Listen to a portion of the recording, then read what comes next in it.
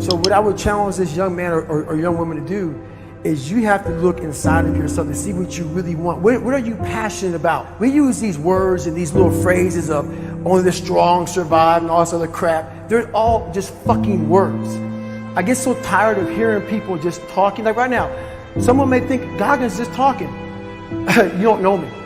So when I speak from passion. I speak from experience. I speak from suffering. I have to tell this young man or woman that the only way I believe, this is my experience in life, the only way you're ever going to get to the other side of this journey is you have got to suffer to grow. To grow, you must suffer. You can become the kind of person that is so in tune with the values that you have and what you actually want, that when feelings rise up, you can choose to act however you want despite them. Even if you're tired, you can still go to the gym. Even if you're annoyed with your spouse, you can still speak in a manner that's loving. Even if you don't feel like doing that hard work, you can still push yourself to do it. Your feelings aren't a choice. Your behavior and your thoughts are always a choice. Several people live to be 100 years old, and they have great lives, and they have great kids. Their kids go to college and all sorts of stuff. But somewhere in their life, there was a point where they had a decision to make. They can go left or right on this path. Left was the easy route. Right was the hard route. A lot of people take the easy route. And they had a good life that way, but the better life was going to the right side. And you may have 20 years of pain and suffering to get past it, but a lot of us die never truly starting our journey. And I would tell this young person, you gotta start your journey. It may suck, but it will come out the other side where you're coasting.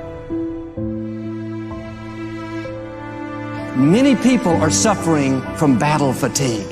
They've been standing a long time, trying to break the addiction, believing for the promotion, praying for that family member, but hasn't happened yet. They never dreamed they'd still be single, still be dealing with the illness, still be trying to get the loan. Now they're tired. Let me encourage you, your time is coming. Your due season is on the way. Don't let time talk you out of it.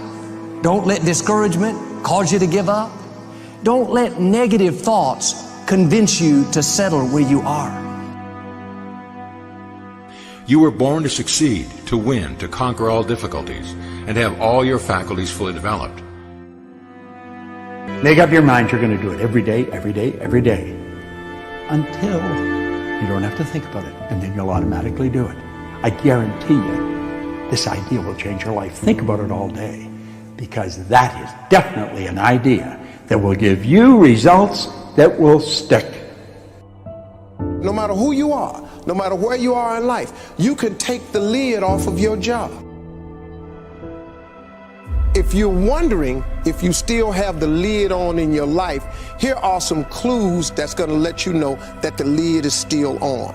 If you're not excited about waking up in the morning, if you're sitting around bored out of your mind, if you got time to do everything anybody asks you to do, you probably got the lid on. If when you tell your dreams to all your friends, it makes sense to them, you got your lid on, man. Your dreams should not make sense to everybody. You got to say something that make people go, how you gonna do that? That's when you got the lid off. And if I were you, I'd do that. I'd take the lid off. It's not always going to be easy. There are going to be challenges. There's still going to be curveballs thrown at me. But I can't become introverted. I have to continue to get outside myself, because when you're uncomfortable, that's the only way you're going to grow.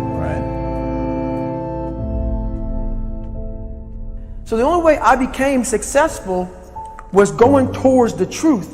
As painful and as brutal as it is, it changed me. It allowed me to become, in my own right, who I am today. You face your fears, you become the person you want to be. You run from your fears, you're not living. You're alive, but you're not taking the freedom. You're not running the day. The day's running you. You always be the fucking servant, not the master, guys.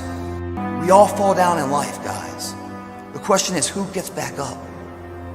Again, it's not the potential of the individual. It's not the genetics. It's a perseverance, a never say die attitude. If you constantly keep throwing shit against the wall, eventually something will stick, guys. Never give in to what you want.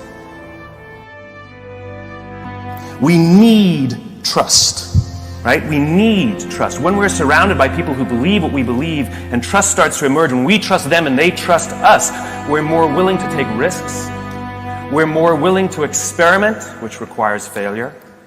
We're more willing to explore and go somewhere that no one has ever gone before, with the confidence that if we fail, if we trip over, if we turn our backs, that those within our community, those who we trust and who trust us, will look after us while we're gone, will pick us up when we fall over, will help us when we're hurt. Our very survival depends on it.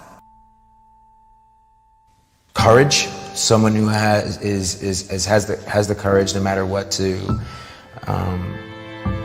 believe in something wholeheartedly and follow that with faith and courage to just go. And if I was able to do it, you can too. You know, but you need to start making that choice. You need to make that choice right now for yourself.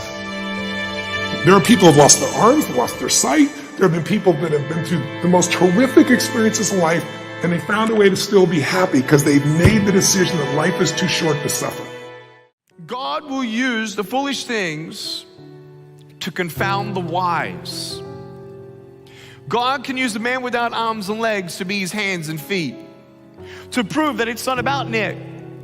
It's not about his ability. It's not about him and his strength and how he speaks all around the world and uses his hands greatly as gestures and body language while he gets excited preaching. It's not about me, it's about Jesus. I didn't write my story. Jesus wrote my story. He knew me before the earth began. And I don't know about you, but yeah, it's good to have a job. It's good to have a relationship and get married and have kids. It's good to have that stuff. But until you find Jesus Christ as your Lord and Savior, there will be always something missing. You can't rely on you because you will fail you every single time, just about. I needed him, not just because of this, but for my heart, for my mind. By the grace of God,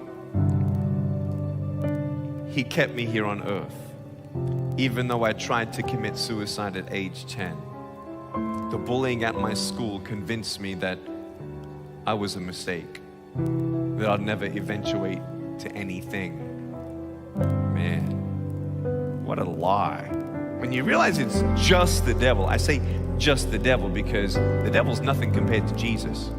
I was listening to the encouragement my parents were saying, but then listening to the lies at the same time. The lies saying, you're not good enough, Nick, just give up. No, I'm wonderfully and fearfully made according to Psalm 139. Oh, Nick, you should just give up. No, I can't do all things through Christ who strengthens me.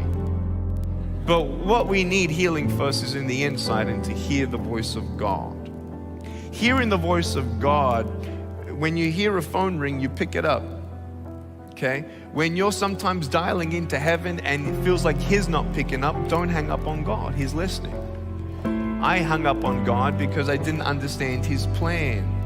God said through my parents, Nick, God's got a plan for your life. Jeremiah chapter 29, verse 11. I have a hope, plan, and a future.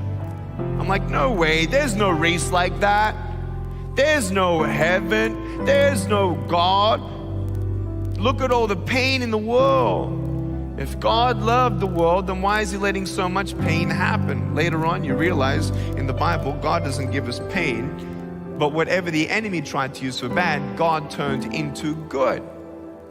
I can't do anything with my broken pieces, but there's nothing that God cannot do. I've seen pain. I've seen miracles. God allows things that we don't understand, but I want you to know if you hold on to him, he'll hold on to you.